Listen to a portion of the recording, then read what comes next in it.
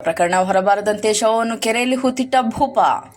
ಗುಡಿಬಂಡೆ ತಾಲೂಕಿನಲ್ಲಿ ಪೋಲಂಪಲ್ಲಿ ಗ್ರಾಮದ ಲೈನ್ಮ್ಯಾನ್ ಚಂದ್ರಕುಮಾರ್ ಎಂಬುವವರು ಬೀಚಕನಹಳ್ಳಿ ಗ್ರಾಮದ ಅನಿಲ್ ಬಿಎ ಹುರುಫ್ ರವಿ ಎಂಬುವರನ್ನು ಕರೆಯಿಸಿ ಕಂಬಕ್ಕೆ ಹತ್ತಿಸಿ ವಿದ್ಯುತ್ ಸ್ಪರ್ಶವಾಗಿ ಸಾವನ್ನಪ್ಪಿದ್ದು, ಘಟನೆ ಹೊರಗೆ ಬರದಂತೆ ಶವವನ್ನು ಕೆರೆಯಲ್ಲಿ ಹೂತಿಟ್ಟ ಘಟನೆ ನಡೆದಿದೆ.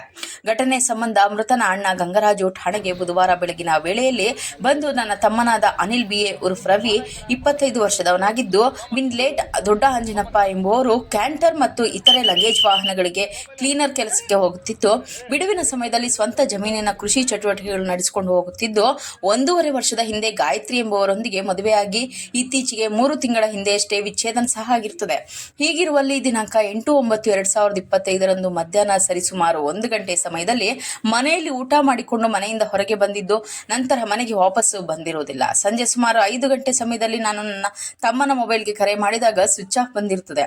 ನಂತರ ಅಲ್ಲಿ ಇಲ್ಲಿ ಪತ್ತೆ ಹಚ್ಚಲಾಗಿ ಎಲ್ಲೂ ಪತ್ತೆಯಾಗದ ಕಾರಣ ಸೆಪ್ಟೆಂಬರ್ 10ರಂದು ಗುಡಿಬಂಡೆ ಠಾಣೆಗೆ ಬಂದು ನಾಪತ್ತೆ ದೂರನ್ನು ನೀಡಿ ಪತ್ತೆ ಹಚ್ಚಿಕೊಡುವಂತೆ ದೂರನ್ನು ನೀಡಿರುತ್ತಾನೆ.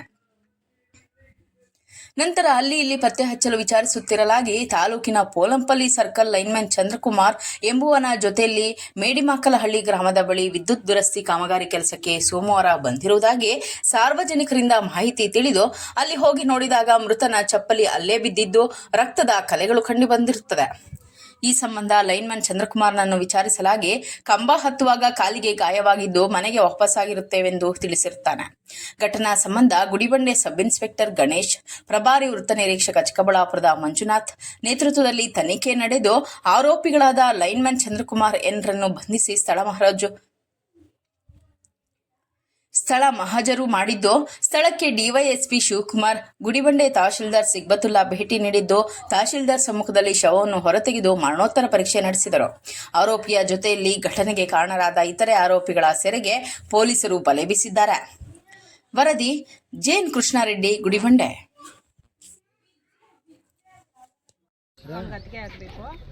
ಅವ್ನ ಮನೆ ಬಿಟ್ಟು 4 ದಿನ ಆಗೈತೆ. ಎಲ್ಲ ಕಡೆನೂ ಹುಡುಕಾಡಿದೀವಿ, ಎಲ್ಲೇ ಆಗ್ಲಿ ಅವನ ಬಗ್ಗೆ ಗೊತ್ತಾಗಿಲ್ಲ. ಆ ಫ್ರೆಂಡ್ಸ್ನ ಅವರೆಲ್ಲ ಕೇಳಿದ್ದಾರೆ, ಯಾರು ಹೇಳಿಲ್ಲ. ಇಂಥವನ ಜೊತೆ ಹೋಗಿದ್ದಾನೆ ಅಂತ ಹೇಳಿದ್ದಾರೆ. ಅವನ್ನ ಕೇಳೋದನ್ನು ಅವ್ನು ನಾನು ಕರ್ಕೊಂಡೋಗಿಲ್ಲ ಅಂತಾನೆ ಹೇಳಿದಾನೆ. ಅವನು ಚಂದ್ರ ಅನ್ನೋನ್ ಜೊತೆ ಹೋಗಿದ್ದಾನೆ ಅಂತ ಹೇಳಿದ್ದಾರೆ. ಅವ್ನು ಕೇಳಿದ್ರೆ ನನಗೆ ಗೊತ್ತಿಲ್ಲ, ಎಲ್ಲೋದ್ನೂ ಗೊತ್ತಿಲ್ಲ ಅಂತಾನೆ ಹೇಳಿದಾನೆ. ಚಂದ್ರ ಅಂತ ಬೀಸ್ಗಾನಹಳ್ಳಿನೇ ಒಂದು KEB ಚಂದ್ರ. ಅವನ ಜೊತೆನೆ ಜಾಸ್ತಿ ಕೆಲ್ಸಕ್ಕೆಲ್ಲ ಅವ್ನು ಹೋಗ್ತಾ ಇದ್ದಿದ್ದು.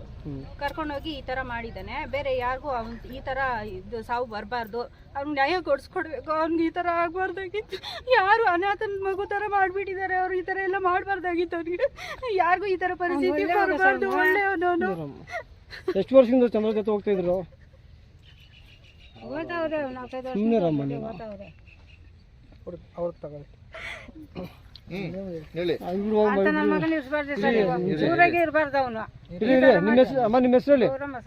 ಗೌರಮ್ಮ ಅವ್ರೆ, ಏನಾಗಿದೆ ಹೇಳಿ. ಸಾವು ಕರ್ಕೊಂಡೋಗಿ ಸಾವು ಮಾಡಾರೆ ಅವ್ರನ್ನ. ಯಾರು? ಅವರೇ ಶಂಕರ ಅನ್ನೋರು. 5-6 ವರ್ಷನಿಂದ ಅವ್ರ ಜೊತೆಗೆ ಓದ್ತಾವ್ರೆ. ಅವ್ನ್ ಬಿಟ್ಟು ಯಾರು ಇಲ್ಲ. ಅವನ ಜೊತೆಗೆ ಓದ್ತಾ ಇದ್ದ. ಈ ತರ ಆಯ್ತಲ್ಲ, ನಮ್ಗೆ ಹೇಳ್ಬೇಕಾಗಿತ್ತಲ್ಲ. ಇನ್ನೊಂದ್ ಕೆಲ್ಸಕ್ಕೆ ಕಂಪ್ನಿ ಕೆಲ್ಸಕ್ಕೆ ಓದ್ತಾ ಇದ್ರು. ಹೋದ್ರಲ್ಲಿ ಏನೋ ಅವ್ರು ಹೊಟ್ಟೆ ಮಾಡ್ಕ ಅವ್ರು ಹೋಗವ್ರೆ. ಈ ತರ ಆದಾಗ ನಮ್ಗೊಂದು ಮಾತು ಹೇಳ್ಬೋದಾಗಿತ್ತಲ್ಲ. ಅವ್ರು ಯಾಕೆ ಹೇಳಿಲ್ಲ? ಹೆಂಗ್ ಮುಚ್ಚಿಕ್ದ? ಯಾರು ಗೊತ್ತಿಲ್ಲ ಅವನ್ಗ. ಇಷ್ಟು ಜನ ಇದ್ಕೊಂಡು ಹೆಂಗ್ ಮುಚ್ಚಿಕ್ದ ಅವನು? ಒಂದು ಮಾತು ಹೇಳ್ಬೋದಾಗಿತ್ತಲ್ಲ ನಮ್ಗ. ಎಲ್ಲ ಜನದಾಗೂ ಚೆನ್ನಾಗಿದ್ದ ಅವನು. ಅಂತ ಮಗ ಇಲ್ಲ ಅಂತವ್ನು ಮುಚ್ಚಿಕವನಲ್ಲ. ಎಷ್ಟು ಹೊಟ್ಟೆ ಉರಿಯಲ್ಲ. ಅವ್ನಿಗಾಗಿರೋ ಸಾವು ಅವ್ನಿಗೆ ಆಗ್ಬೇಕು. ಇವ್ನು ಕೊಟ್ಟರೆ ಸಾವು ಇವ್ನು ಬಿದ್ದರೆ ಬಾಧೆ, ನಾವು ಬಿದ್ದರೆ ಬಾಧೆ. ಅವ್ನು ಬರ್ಬೇಕು. ಅವ್ನಿಗೆ ಕಾಂಪಿಗಳು ಅದು ಬರ್ತೀವಿ ನಾವು, ಹೋಗಿ ಬಿಡಲ್ಲ. ನಿಮ್ಗೆ ಹೆಂಗ್ ಗೊತ್ತಾಯ್ತು? ಚಳಿ ಸಹ ನಮ್ಗೆ ಪೊಲೀಸ್ ಕಂಪ್ಲೇಂಟ್ ಕೊಟ್ಟ ಮೇಲೆ ಅವ್ರು ಬಾಯಿ ಬಿಟ್ಟವ್ರೆ. ಅಂದುವರೆಗೂ ನಮ್ಗೆ ಚಳಿದು ನೀನು ಸಾಯಂಕಾಲ ತಿಳಿದಿರೋದು ನಮ್ಗೆ. ಇಲ್ಲಿ ಆದ್ರಿಂದ ಆಗಲ್ಲ ನೇಟ್ರಿ. ನಾವು ಹೆಂಗಸೆ ಅವ್ನು ಸಾಯ್ತಿ ಬಿಡಲ್ಲ ಅವನ್ನ. ನಮ್ಮ ಅಟ್ಗಳೂರೆಲ್ಲ 3 ಇದ್ರೆ ಒಪ್ಕೊಳ್ಳಪ್ಪ ಅಂದ್ರೆ 3 ಒಬ್ಬನ ಕಳ್ಸ್ಕೊಂಡು ಅವನ ಈ ಕಂಪ್ನಿ ನಮ್ಮ ಕಟ್ಗಳೂರೆಲ್ಲ ಬಿಡಲ್ಲ ಅವನ್ನ. ನಿಮ್ಮಿಂದ ಆದ್ರೆ ನೋಡ್ರಿ, ಇಲ್ಲಾಂದ್ರೆ